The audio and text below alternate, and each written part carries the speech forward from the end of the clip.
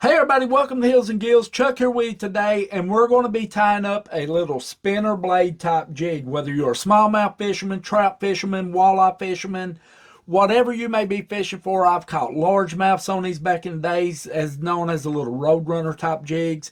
But we're going to be adding a nice pink and white setup to this jig. We'll be going over all the materials that you need and how I do this with a blade and stuff. Remove the blade. I got a little tip on that you can use with some scotch tape as well. That way it won't be in your way when you're working with your thread and your materials and stuff. So guys, let's tie up this little synthetic hair type spinner blade jig. Okay guys, before we get started, I'd like to just give you a couple little tips on these jigs right here. What I do myself, and you can see right here's one that we've not tied. They got these little like barbs sticking out. That's for like soft plastics, just like this little pink one here. You see that little barb right there, that little wire barb. What I do, I just take a pair of pliers, I grab it and I squeeze it and pinch it down. That way you don't have to worry about it hooking into your thread, possibly cutting it, breaking it, causing a mess, if you want to say. And then on the blades themselves, as this one here that we're going to be bringing into a video, you can see I've took this one off. That way when you're working with your thread, materials, whip finishing, you don't have to worry about it getting in the way, wrapping it, or anything like that. And another thing I do, you don't have to do this part, but I suggest that you take the blade off. I'll take a little tiny piece of scotch tape. Not big as nothing. And then I'll just lay it right down the nose of that jig. And I'll just put a little piece of tape around it. That will easily come off there. All that does is secure it to that jig head. And you don't have to worry about it flopping around or it possibly getting tangled up in your thread or anything like that. And it pretty much makes it, where it's clear to work with. So that's my suggestion if you're interested in doing something like that. But I do suggest bending down the barb and taking the blade off. The last part here with the scotch tape, at your choice if you're interested in doing that there, just to have a lot of free space to work with here. So we're going to be using a red thread today. This is an A, and we're going to go down about to where that metal, where we bent down that little hook or that little barb that you use for like soft plastics and stuff. And this thread is by Do It, or Danville if you want to say. Now the first thing that we're going to be doing, we're going to be adding the top part of the body. And we're going to be using today on the top part, we're going to be using a pink. And we're going to be doing a pink and white. And this is Crafting Fur. I got this off of Amazon. I got multiple different colors. Just go in there, type in Crafting Fur, Jig Time Fur, or synthetic hair, and it'll bring it up to you. This is good stuff to work with. And I love using synthetic hair when I'm tying like a smaller top jig over bucktail, because it actually looks better in the water. I'll just be honest with you. It's got a better action to it. And we're looking for a pinch about the size of a pencil eraser or so, because the back of it is going to be the bulkiest part, because we don't want that blade to get bumped in with a lot of hair back there and the blade not be able to work. So the back is going to be the thickest part of this tie right here. So we're going to get a pinch about like that. And we'll go ahead and get our pliers and get this cut. And then what we're going to do, you can see how this is. I'm just going to go ahead, speed through this, and I'm going to stack it just like bucktail. This stuff is super easy to stack. And like I was saying, it's just like stacking that good old bucktail. I'll get rid of some of those strays out of it.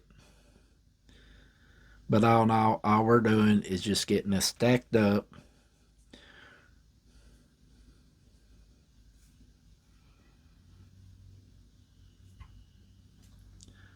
Then I'll just remove some of these strays that are floating around on it here.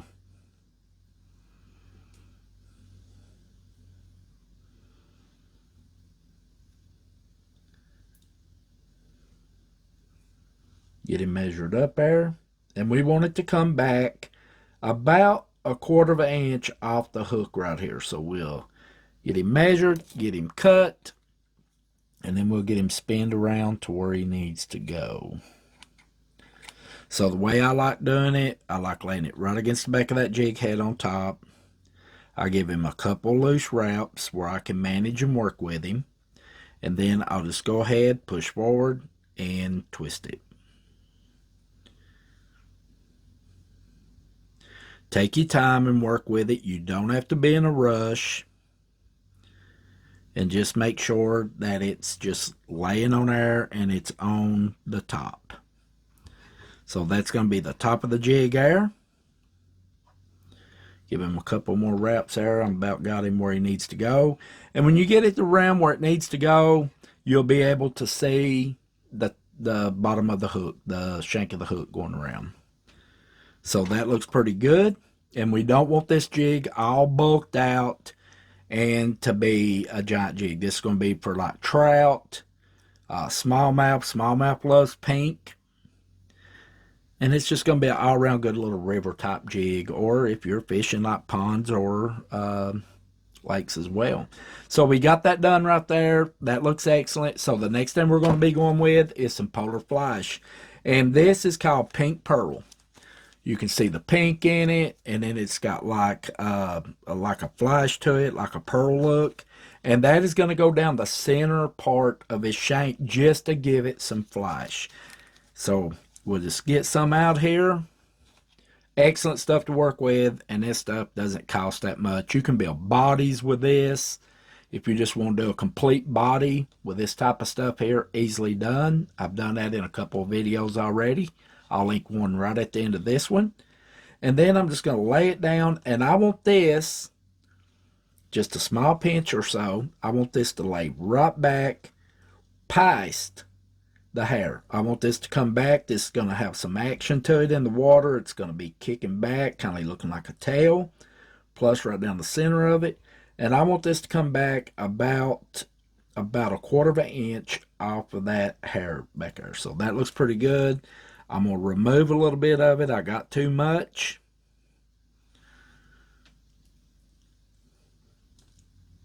Measure him out one more time, and then we'll get him cut here. And again, this is pink pearl. It comes in a variety of different colors, and it's good stuff to work with. Now I'm going to lay this right back behind that jig head.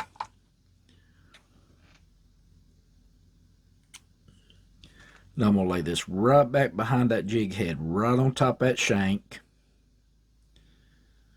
Give him a couple of loose wraps there. I always like starting out with loose wraps, because I may have to twist it around a little bit to get it on top of the shank.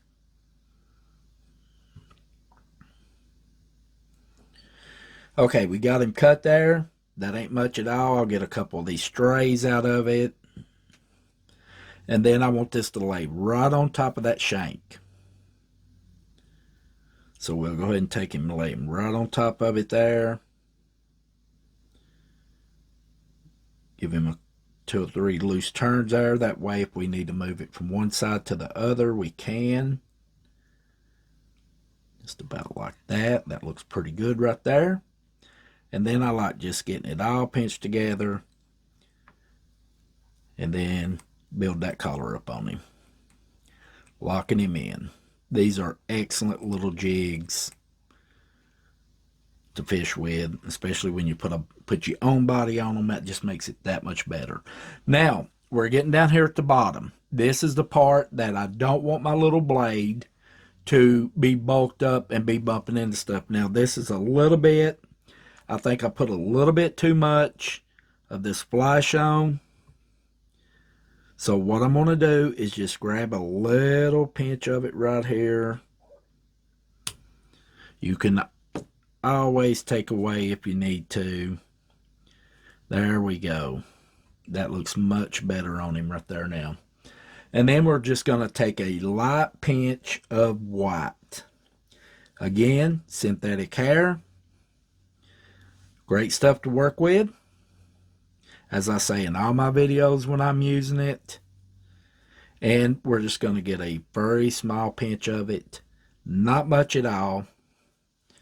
And if we get too much, we can always take some of it away.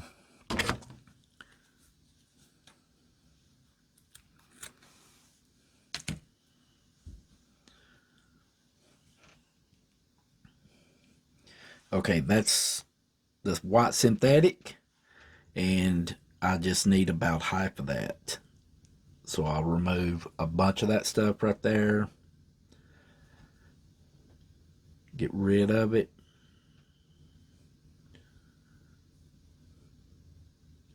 Looks pretty good.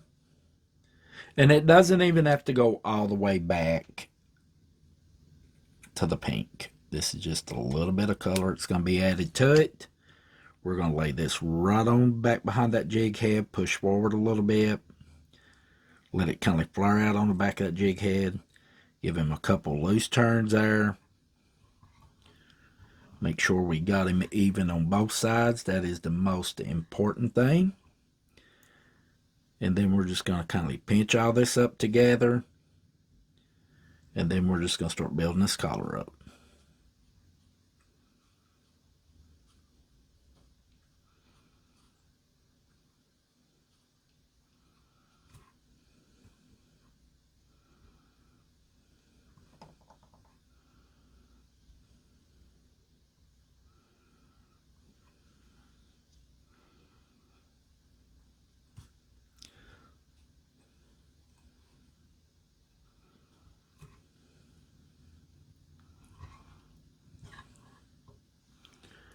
There we go. That looks good. Then we're going to do our whip finish on it. We're going to do 5 turns on this jig here.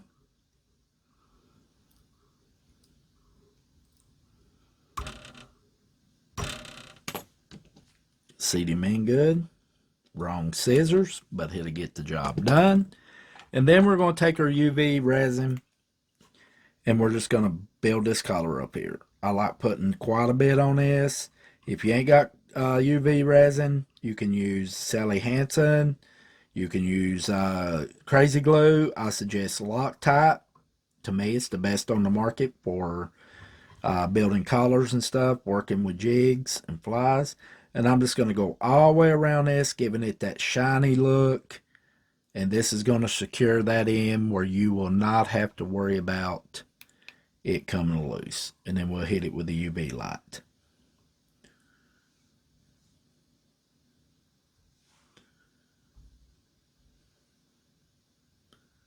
Well, guys, there you go. This is a nice little setup right here, a little spinner type jig. You can see where the body is not all bulky on the bottom. That way, if you're slow rolling or if you're just reeling it in, you don't have to worry about your blade getting caught in that hair and not working for you. And I'm going to be using this mainly for smallmouth as well as trout. This will be good for walleye as well. In whatever favorite body of water that you got, get you some of that synthetic hair, whatever color patterns you like, and make it your own right there, and you'll be out there catching fish with these. I love these little spinner types, and they're awesome to work with as well. I love tying these little types of jigs up. And if you enjoyed the video, hope you give us a thumbs up, guys. Subscribe to our channel if you've not. We got 4 more coming in this little series here. And last but not least, guys, if you don't know Jesus Christ as your Lord and Savior, I got saved and he changed my life for the better, and I thought I'd share the good news along with you all out there. So until next time, guys, stay safe out there on the water. Happy jig tying, and God bless you, and we'll see you right back here at Hills and Gills.